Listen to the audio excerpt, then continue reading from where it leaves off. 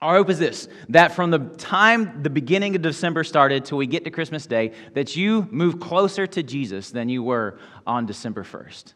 And so through this series, Josh has talked through different bells for us to ring. And so bells, as we know this, they've historically been a sign of attention. And so all of history, we see where bells have called attentions to school.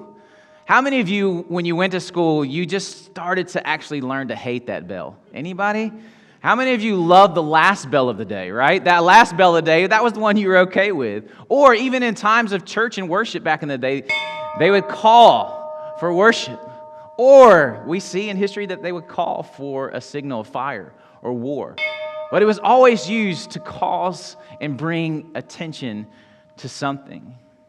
And so here's the thing that we know about this time of year. There is a lot of noise.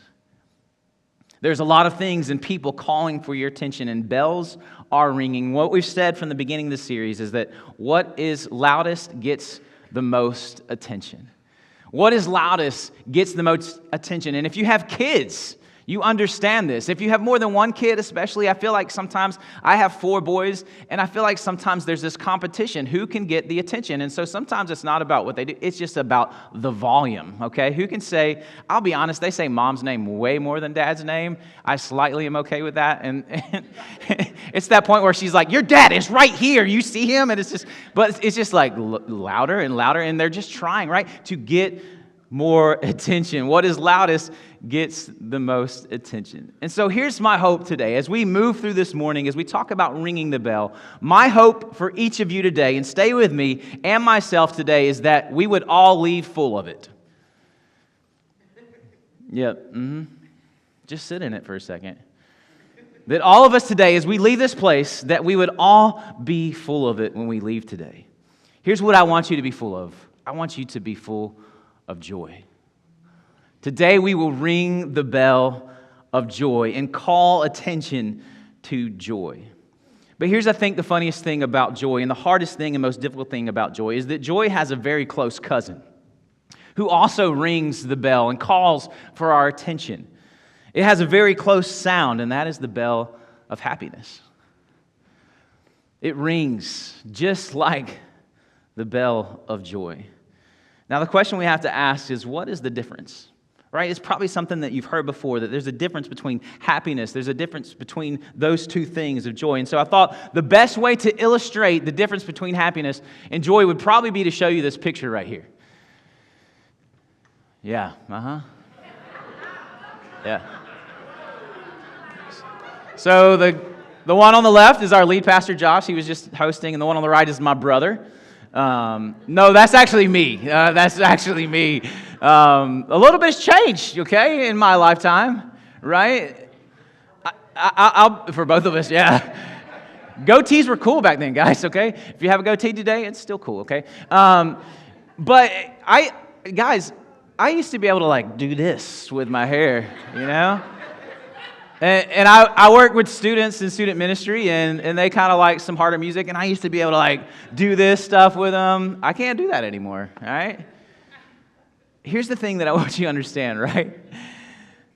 This simply illustrates that things change. What I felt about my hair in that season of life is a lot different about what I feel about my hair now. And here's the reason I say this. I'm sure that you can understand it maybe better this way today. The happy feeling you had yesterday may not be the feeling you have today. Maybe I would go as far today to say that many of you have entered this season having feelings that you never thought you would possess. They are coupled with spending this season for the first time without someone. Financial stress, health struggles, anxiety, job troubles, marriage struggles, parenting struggles, and just outright tired. I think maybe today, if we were all honest, we feel maybe one of those. I feel it. When we feel these things, let's just be honest.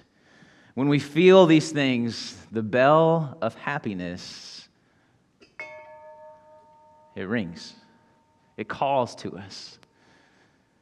Ever changing, ever moving, ever grabbing at us. It calls loud when you scroll through social media and you see what they did or what they have. It calls when that coworker says, I'm going on vacation, not to my in-laws for Christmas. It calls when you have a hard time paying the bills or providing for Christmas. It calls when you feel alone. The bell of happiness rings, and it calls relentlessly. It rings saying, if you had this, if you eat this, if you try this, if you say this, if you do this, you will feel better. Here's the thing we have to understand, though, about the bell of happiness. Happiness struggles to suffice because it is temporary. It's temporary. It's a feeling. Let me give you a good example of this. If you've ever been around a baby before, in any capacity, whether it was your own child or someone else's child, here's something that I know about babies. We love when babies laugh and smile. Like it just does something for our hearts. We laugh and we smile with them. But I don't know, you probably have seen this before, but a baby can go from giggles and laughter straight to that bottom lip. You know what I'm talking about? You know, it starts to go like this. And it's like, what just happened? You were just smiling and laughing, and before you know it, what are they doing? They're screaming bloody murder. And you're like, what transition from this point to that point? But let's be true and honest, even though we are not babies, that nature is within us. That we would move from a moment of laughter and smiling on one day, and the next day we are moved to sorrow or pain. And the feeling we had on Monday is not the same feeling we had on Tuesday. Because happiness is a feeling.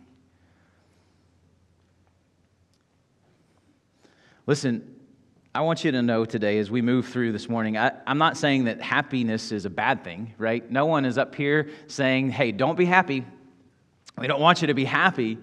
It's just not a lasting thing. We feel it, but it does not fill us.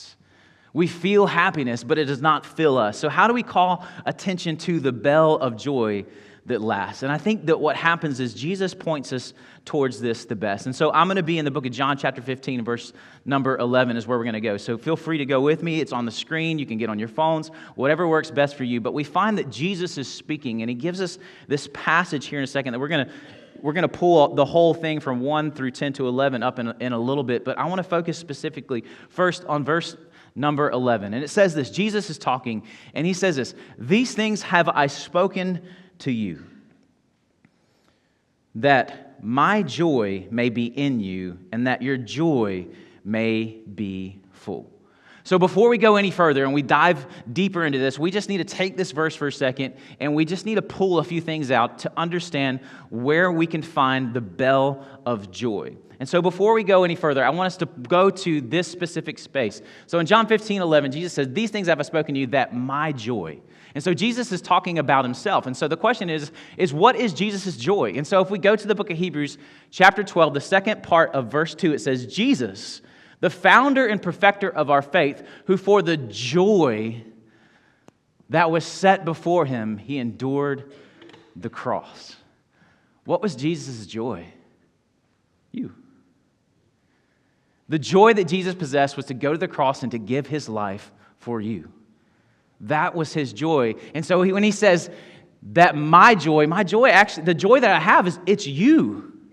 You are my joy. And here's what he says in the next part. He says that my joy may be in you. Now, here's the thing we need to understand. This is not a joy that is around you or beside you, but this is a joy that is actually in you. It's not circumstantial to what is around you or beside you, but it's actually a joy that is in you, residing in you, in your soul.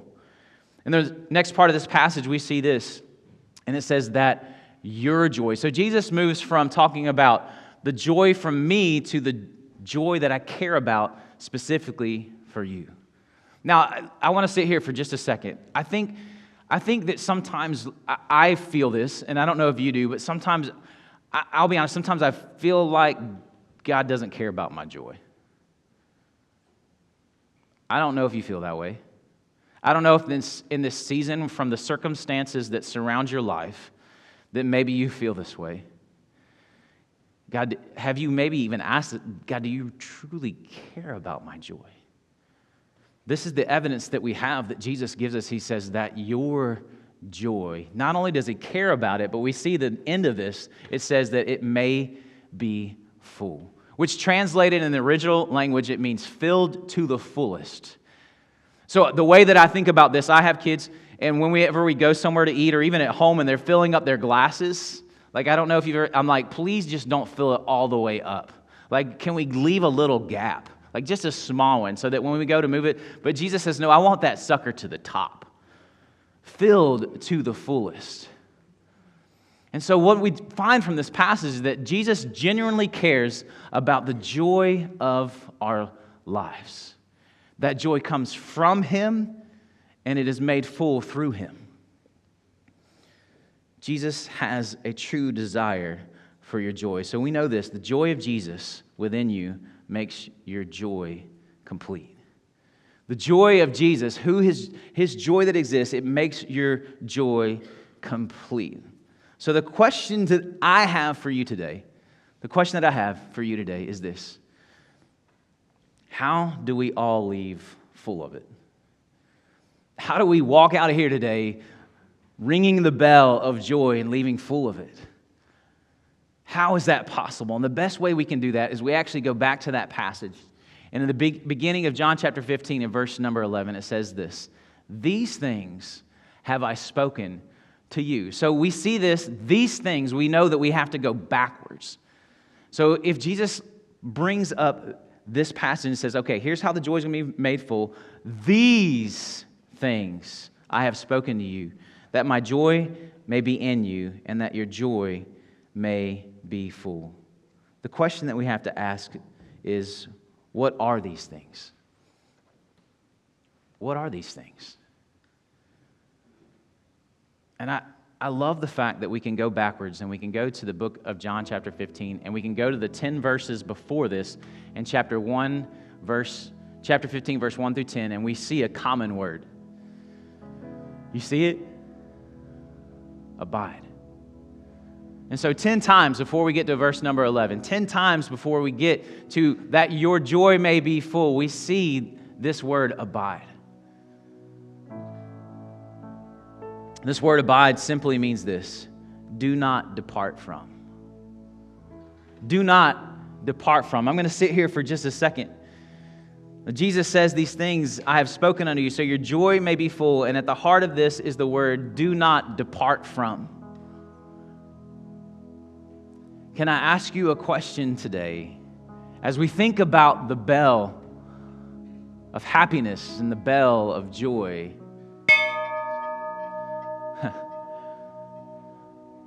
what bell are you answering and departing to? For you this morning, is it the bell of happiness that seems so evident that if I just had this, if I just bought this, if I just did this? I'll be honest with you, I've told you this before. One of my happiest places is a honey bun from the gas station. It is a happy place for me. Just a happy place. I got to tell a story. This is just getting on a rabbit trail. But last week I tried just to do a little better from an eating standpoint because I noticed that my body didn't feel right, and it was probably because of the way I was eating. And I stopped 3 different times at Dollar General, and they were out of honey buns. And I just took, like, those 3, every time I went, I was like, God doesn't want me to have one. And then I went back again, and I was like, I went for something else, but I looked at the honey bun aisle, you know what I'm saying? And then there's a little bread store over near Ingalls, and they always have them. They weren't open.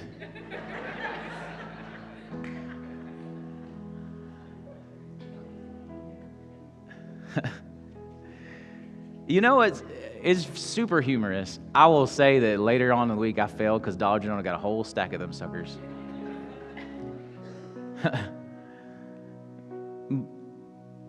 But it's funny how God works sometimes, I think. You know, because I'll be honest with you, this week I've been preparing for this message, and it's been a busy season, guys. Busy. Boys in sports, Christmas parties, Christmas events, Christmas things, decorating things. And this past week, I felt the bell of happiness ringing at me hard. And I was like, I just need a honey bun. Need it. And as I got to studying and finishing up over the weekend on Friday night, I recognized it. I didn't see it the whole time, but I recognized that the bell of happiness was really chiming away at me. And what I'd done is departed to the honey bun. And so Jesus says these things, have I spoken to you, that your joy may be full. And at the heart of it is this word, abide. Do not depart from.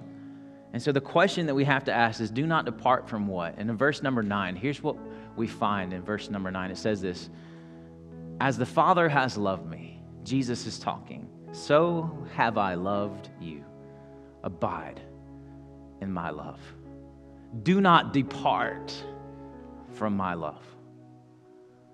And what kind of love is this? Man, this is a love that is constant. This is a love that is graceful and merciful. It is truthful. This is a love that was willing to lay down his life for you so that you may have a relationship with God. Don't depart from what is consistent. Don't depart from what is ever present. Even when you may be even distant from him, he is close to you. Don't depart from the love that he gave and he gives. So let me ask you today, if you could just be honest with yourself, would you rather have a feeling that doesn't last, or would you rather be full of it? Full of joy that comes from a Savior whose joy alone was to give his life for you. A joy that even when things are difficult, it doesn't mean that you don't feel sorrow. It doesn't mean that you don't feel pain, but you have a foundation to stand on that is joy. They both look similar, but they have a big difference. You see, happiness depends on circumstances. Joy from Jesus endures despite them. And so I don't know where you are in the season of life.